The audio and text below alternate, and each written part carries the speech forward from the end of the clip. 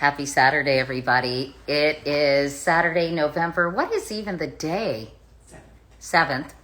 And as you all know, unless you just woke up from a very long slumber, President-elect Joe Biden was, hi everybody, was named the next president of the United States. I guess it was around noon, wasn't it? After winning Pennsylvania.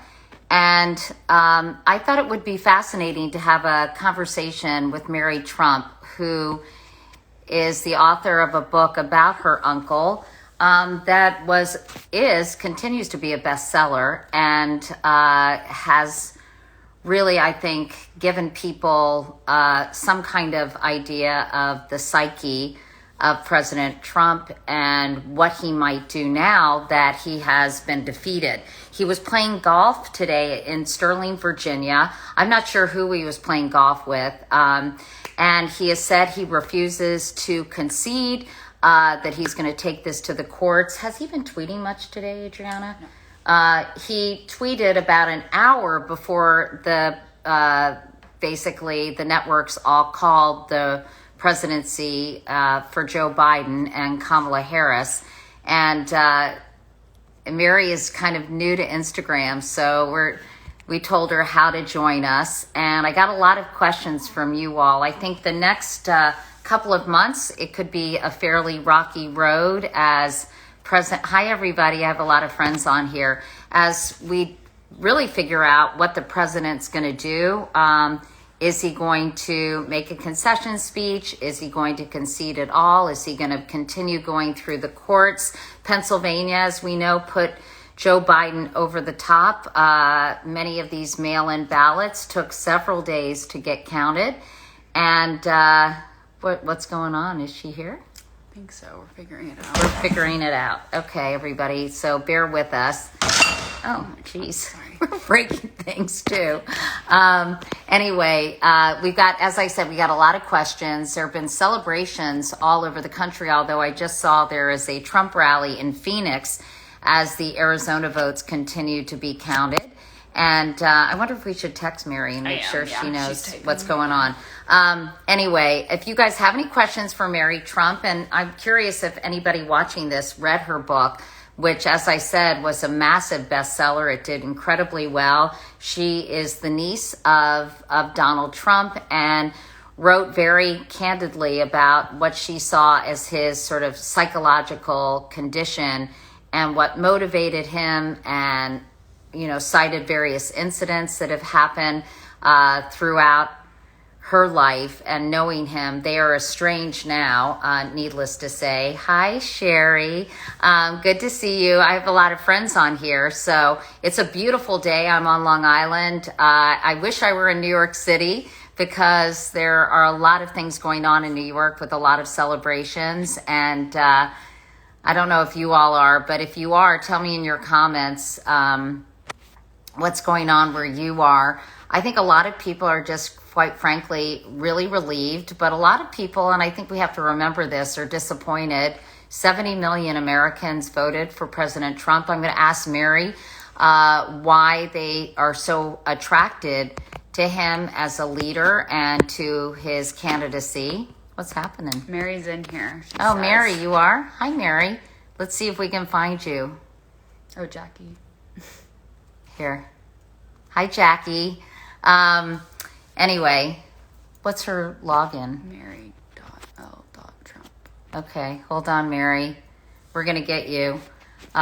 Who had so much trouble doing this? Oh, Brian. Mike Murphy, too. Mike Murphy, too. I mean, nobody's as bad as Mike Murphy. When it says no user available, are we sure that's her login? Yeah, she just sent me. Okay, stand by. I've got my 23-year-old assistant / daughter helping me out here, so... Otherwise, I don't think I could figure this out either. Oh, it's an underscore? There she is. Oh, hi, Mary. Okay, let's see. Anyway, I think the next few months are going to be, hi, Mary. Sorry, I'm not an Instagram person. Don't worry, don't worry. It can be confusing. I have 23-year-olds everywhere who help me with all this technology. But thanks so much for talking to us, Mary. And a lot of people, I think, are really interested in your perspective in terms of how your uncle, Donald Trump, is going to react to this news. First and foremost, you wrote me a funny text. I hope it's okay if I share it with this audience. But you said, Sure. consider yourself lucky that you're not out on the golf course with him right now. Tell me, first of all, do you know who he was playing golf with? Because I haven't been able to find that out. He was playing in Sterling, Virginia. And what do you think the reaction to the fact that this race has been called for Joe Biden is? Oh, he's not going to be able to accept that reality for a very long time, if ever. So, I think we've seen in the last few days since early Wednesday morning, how badly he's going to handle this. He claimed that he'd won when he had not, when votes were still being counted. He's been undermining people's belief and faith in the legitimacy of an American election, which is unheard of in our history and cannot be forgotten. That was not something to be taken lightly. The difference now, however, is as much damage as he tried to do, and quite frankly did, he's entirely ineffectual now. The results are the results. It doesn't matter if he accepts them or not. It doesn't matter if he makes a concession speech or gives Joe Biden a phone call. All that matters now is that whatever Donald does or does not do, there will be a peaceful transfer of government. There will be, the American people, for the most part, will accept the results of the election. And, he's just going to make life miserable for himself and everybody around him, including those who were unfortunate enough to be in the golf course with him. Well, I mean, who gives him the bad news? I mean, are there any people around him who can actually speak to him in a rational way and say, this is the situation, basically you lost and we have to figure out a path forward for you? Is everyone around him basically reinforcing his point of view? Well, unfortunately, I think we've seen that it's the latter. I just heard recently that people on his team are continuing with these frivolous lawsuits. They are not accepting the results of the election. And it's hard for me to understand why they think that's a good strategy, because all it does is continue to undermine any claim to legitimacy he ever had. So I put it down to fear, an unwillingness to confront him, and the recognition that they probably know that he's not going to accept it. And the people around him are quite frankly, they're there for a reason. We cannot claim that these people have the high ground or that they have any kind of courage. So it's going to be very interesting, not necessarily pleasant, but interesting to see how it plays out. People are asking, you're completely estranged from most people in the family, correct? Mm-hmm. Or is there anyone in the family you speak to, Mary, at this point? No. And it's been that way for quite some time. So it has nothing to do with the election, or it actually doesn't even have anything to do with the book, because it was long before that we had stopped speaking. So someone's asking about how you think Ivanka, Don Jr., Eric, I guess Kimberly Guilfoyle, this whole posse of people around him will react, and are they just basically yesing him to death? I'm sure they are. One thing we need to understand about Donald's relationship with his children is that they are entirely transactional, but they're also conditional. So his kids know what they need to do in order to stay on Donald's good side.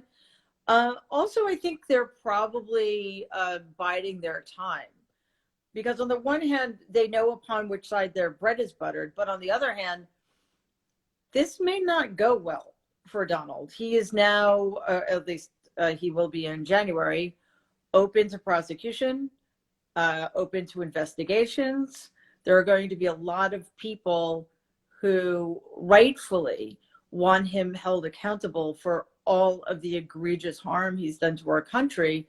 And I would not be surprised if his children were also involved in some of the alleged crimes that the New York State AG and the SDNY are currently investigating. Are you worried about, I think a lot of people are trepidatious, Mary, about his decision-making skills and some of the things that he'll be doing until he is no longer president. It was interesting. I heard that Joe Biden was assembling a COVID-19 task force right now, but he, as president-elect, has so much authority until he's inaugurated. So that's 74 days. Are you concerned about what kind of decisions and potential damage might be done between now and the inauguration? I'm very concerned about it. I think all of us should be concerned about it. It is a ridiculously long time for a transition. I'm not entirely sure why it's so long, but in this particular case, it's way too long, because Donald is not faring well, but he's vindictive, he's desperate, and he's going to need to do something to gain some kind of equilibrium. Again, he's never going to accept this loss. He's going to have to spin it in a particular way, but it is a blow, whether he's consciously aware of it or not. So he may well use the power he continues to have until January 20th to exact some forms of revenge. So we all need to be prepared for that. It could come in the form of outrageous executive orders that further weaken us in some ways. It could come in the form of pardons that demoralize us. It could come in the form of, and this is the one I'm most worried about, doing everything in his power to delegitimize, at least in the eyes of his more fanatical followers, the incoming administration. We need right now somebody like President Biden and Vice President Harris to bring us together as far as that's possible, because we've got to start healing the wounds that have been inflicted upon us over the last 4 years. And if Donald is actively trying to undermine them, that's going to be so much harder. Yeah, that's a very good point. In many ways, I described him as the salt being poured into the wound, our massive divide. And I'm curious, and I mentioned before you joined us, Mary, that you cannot deny that more than 70 million Americans supported President Donald Trump and wanted him to be reelected and serve another 4 years. And I'm curious, what hold do you think, as a psychologist and someone who has studied as a clinical psychologist and understands people's sort of pathologies, why do you think he has such a hold on his followers? I guess there's you can't necessarily generalize, but are there pockets of his followers that his whole cult of personality appeals to? Sure. And honestly, that's the least worrisome thing, because there always are. There's always going to be 22 to 28% of any population that's going to be the worst among us, right? And like one of the functions of liberal democracy is to contain those people. What's happened in the last 4 years is that, well, certainly between 2016 and 2018, 100% of the federal government represented and empowered those people. And it just sort of metastasized. So we're going to we have a lot of work to do in this country in many ways, but one of the things we're going to figure out is how not just that 22 to 28% thought that 4 more years of this was a good idea, but that another 10, 15% did. That number is devastating to me. And it's one of the reasons why this Biden-Harris victory, as necessary as it was, as heartening as it is not without concern. You know, it's not like we can just be completely happy, because the repudiation of Donald and his enablers that we needed didn't happen to the degree it needed to happen. So, I mean, honestly, I'm hanging on to the hope. I'm hanging on to the good stuff. No more Bill Barr, no more Jared, no more Mike Pompeo, and on and on and on.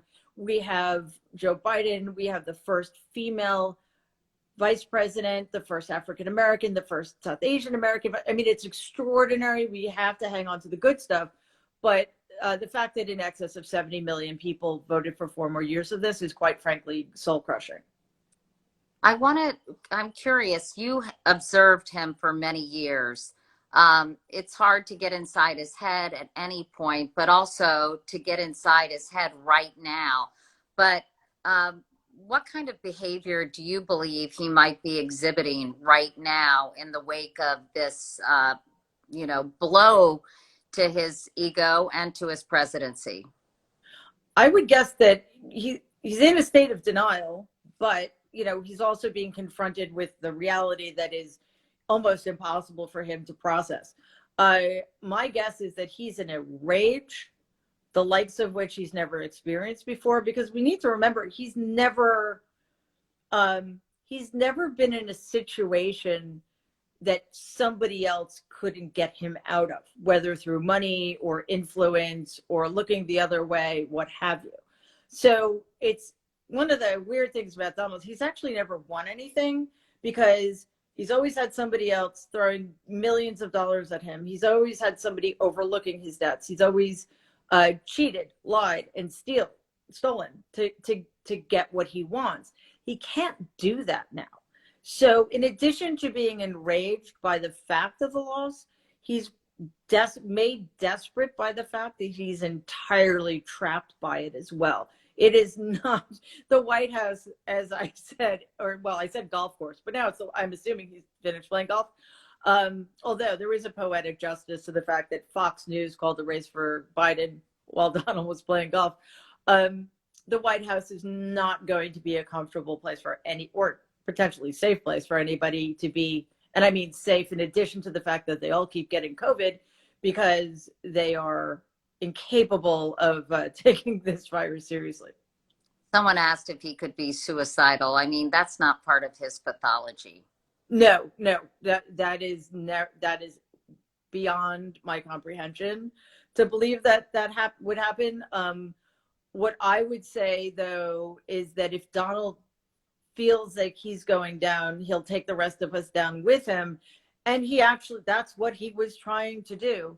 What that speech that he gave, or whatever it was, early Wednesday morning, that was an attempted coup. And we can't, tiptoe around this. Luckily, it wasn't successful, but he was actively encouraging people to protest. We have poll workers who need security now when they're getting death threats.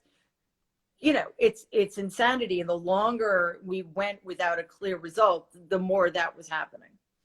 He has so violated almost every norm during the course of his presidency. And there are norms that have been followed for a very long time when it comes to a peaceful transition of power. You saw, even though it felt slightly uncomfortable, President Obama, First Lady Michelle Obama, inviting President-elect Trump, Melania, to the White House. You saw Hillary Clinton at the inauguration of your uncle. Will any of these norms be recognized in your view? No, I don't believe. And look, there's no 100% guarantee. Although I would say it's a 99.999% chance he doesn't go to the inauguration. It's extraordinarily unlikely that he calls President Biden. It's extremely unlikely he concedes in any way. He will do the opposite of help the incoming administration with the transfer of power. And I honestly, I think that's better, because it's just another way to help people understand who this person is. He has no honor. He has no grace. And, you know, to put it in the most basic terms, he's a sore loser. So you doubt that he'll the inauguration, which will be so strange, right? You know, I was watching John McCain's concession speech, and I posted it on my Instagram because uh, you know, it was so full of grace and decency, and people started booing when he mentioned Barack Obama, and he told them to stop. Right. And so you don't think he won't go to the inauguration? He will just, well, what is he going to do next, do you think? And do you think he'll continue to want to have a voice in politics? Do you believe that he is going to start a media company, as many people speculated? It's a little hard for me to see Donald's wanting to stay relevant in politics, because, you know, it'll be many, many steps down. And that would also be a concession, right? He won't be the person in charge anymore. And I think also, especially if he continues this kind of behavior, he's going to lose relevance, if not with his followers, then certainly with Republican leadership. And I think the more they see that aligning themselves with him is both unhelpful but also unnecessary, they're not going to do it anymore. And you know, he may continue holding rallies, which is weird, but you know, he needs those rallies more than the people who attend them need them. And he may indeed do something in the media, but if there's any justice in the world, he'll also be faced with indictments. He's got quite a few lawsuits heading his way. And if President Biden and Vice President Harris, you know, stick to their word, which I have every reason to believe they will, there will be a presidential crimes commission. Well, right now, your uncle tweeted about a minute ago, the observers were not allowed into the counting rooms. I won the election, got 71 million legal votes. Bad things happened which our observers were not allowed to see. Never happened before. Millions of mail-in ballots were sent to people who never asked for them. He's sort of, isn't he? I'm sorry? He seems as if he's flailing. He's flailing, but again, even though it's not as bad as it was when we didn't know the results of the election, this is incredibly dangerous. And for Republican leaders to continue to fail to speak out clearly and with vehemence against this kind of behavior is an indictment on them. It's just this, it can't continue. It just cannot continue. When do you expect, I mean, gosh, your guess, I guess, is as good as mine, Mary, but when do you expect Republican leaders like Mitch McConnell and others to come out and say the election is over, Joe Biden is the president-elect, and we need to prepare for a peaceful transition of power? Because once enough people say that, it's harder and harder for him to keep fighting. And he just tweeted 71 million votes, the most ever for a sitting president, which of course reflects the turnout and the massive turnout. But he's kind of positioning this as, you know, a huge, I guess, imprimatur on his presidency. And anyway, I guess the question is, do you expect some of these key Republicans to speak out? I have very little faith in their ability to deal fairly at all. But if they come to the conclusion, which they should, that this is really counterproductive for them, This will make it, if they continue to stay silent, this will make it almost impossible for there to be any kind of cooperation between a Biden administration and Republican leadership, because they're endangering our country. They're endangering the citizens of this country by allowing Donald's delusional nonsense to hang out there, because he's not just some random guy on a street corner. He's still the man in the Oval Office with all of the attendant power. And people listen to him. I know that's hard. It's hard for me to understand. And I know, along with many other people, I'm going to be trying to figure that out for a very long time. But people do listen to him. And I think it's only going to happen when Mitch McConnell realizes that it's in his self-interest to speak out. In closing, Mary, I was just wondering, if he wants to be remembered in any positive light for anything that he was able to do, let's say some of the things he did in the Middle East, or, with some of, whatever he deemed. It's hard to think of anything, isn't it? His accomplishments. Isn't he afraid of the blight that will be on his, the stain on his presidency, if he has absolutely 0.0 graciousness during this period of time? If he were reasonable, then yeah, but he's incapable of seeing it that way. Because again, this is a unique situation for him. He does not know how to deal with it.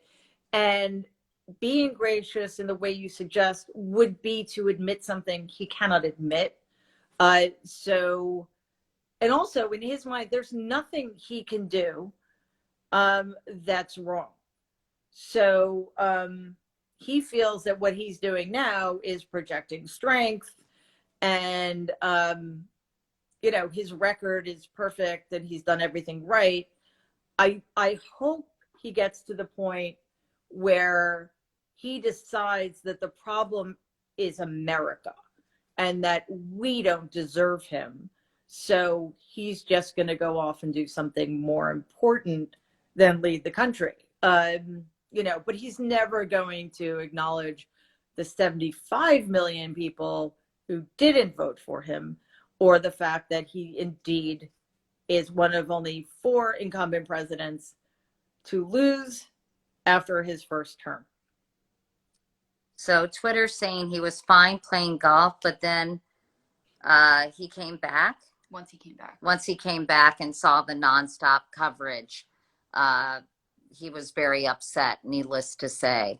Well, a lot of people are saying how much they appreciate the fact that you wrote this book, that it was a very brave thing for you to do. I think that,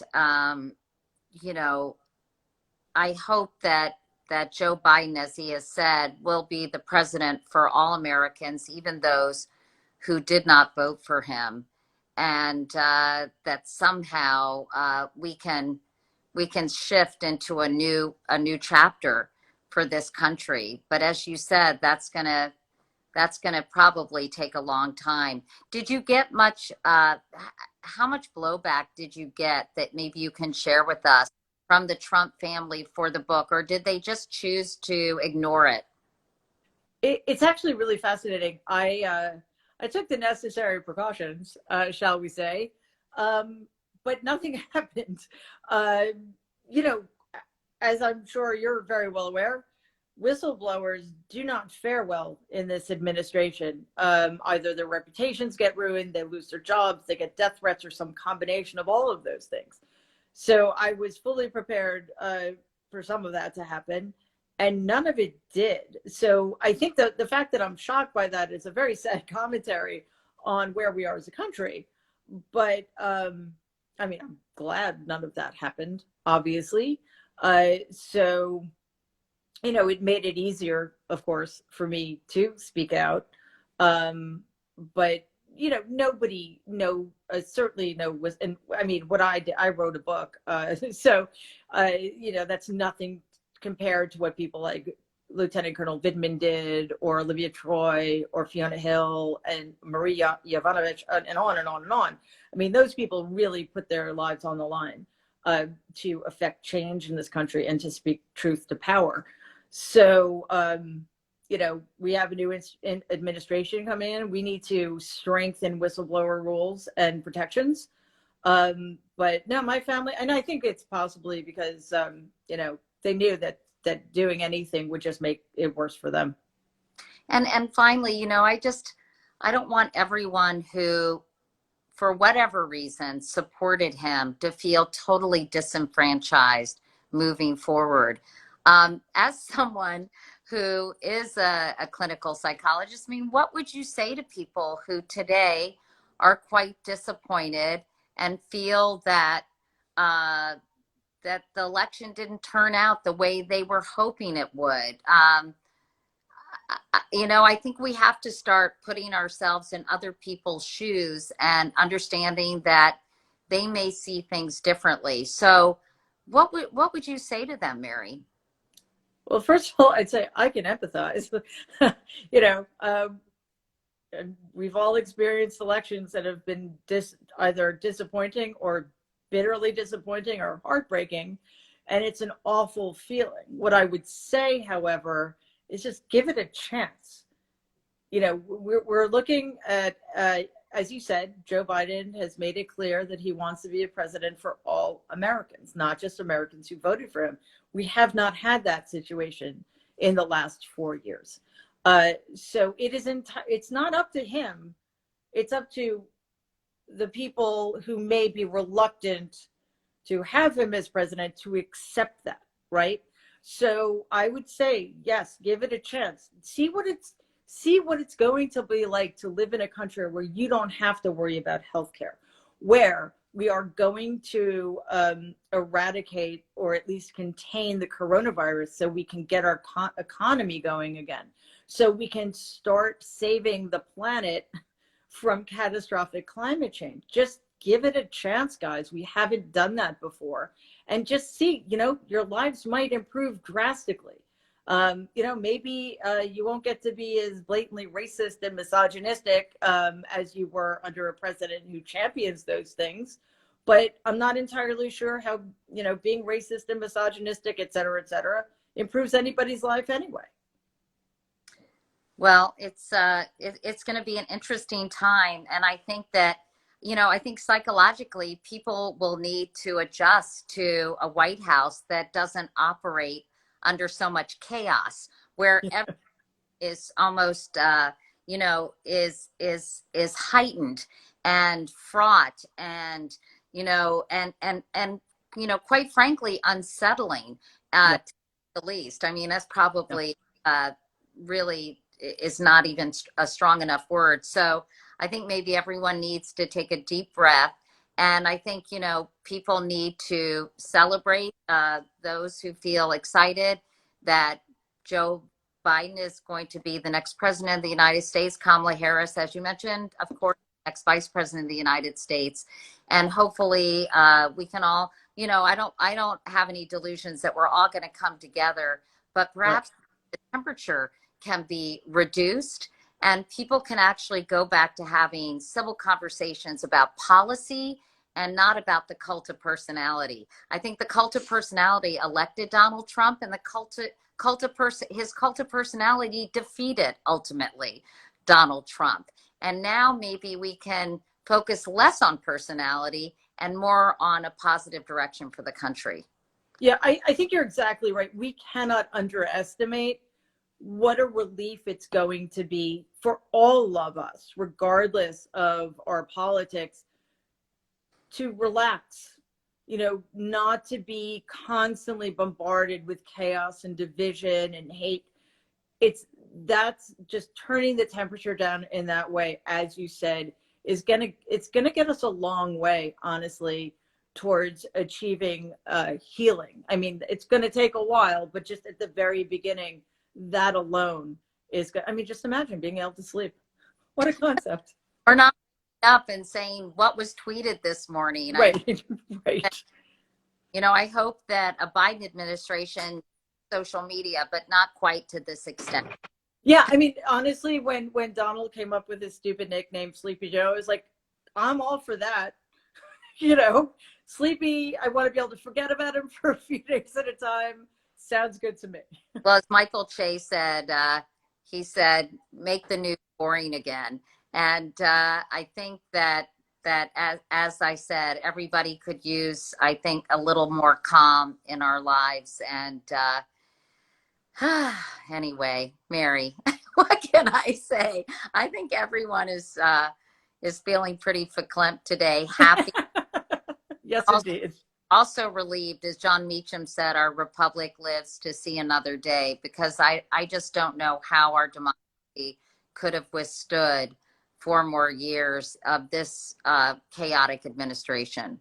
No, and that's so true. And that's the main thing we need to hang on to, or one of the main things is we pulled our democracy back from the brink, and we finally will have the opportunity to make the changes that need to be changed, or that need to be made rather. We would not have had that opportunity. 4 more years of this would have ended the American experiment, and I do not think that's hyperbole. All right. Well, on that note, Mary, thank you so much. It's great to spend some time talking to you. Someone said I had gotten teeth. These comments are so bizarre. Someone else said I ate children. I'm like, hi. You know, This that's is- what we're dealing. Those are the people who need to, you know, be contained. Yeah. Right. Well, you know what? I want to be generous to people, and it doesn't even bother me. It's sort of like, you know, people who are angry are fearful. People who are fearful need our empathy and support, instead of, you know, I think which is a natural reflex to hate back. And Right. I think whenever we can be compassionate to people, we're gonna be able to kind of be more unified and move forward together. Because, you know, as I was saying to my friends, that we all pretty much want the same things, Mary, right? We want our health. We want to have opportunities. We want our kids to be well educated and to do well in life. We want to enjoy ourselves. We want to be proud of our country, you know.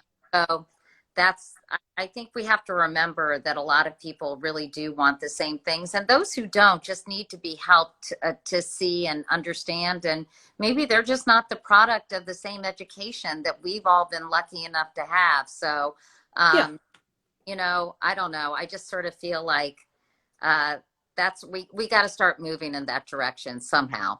Yeah, I think education is the long-term fix here, but in the short term, I could not agree with you more. And this is going to be really hard. It's hard to have compassion to be towards people who wish you ill and who say the most vile things about you.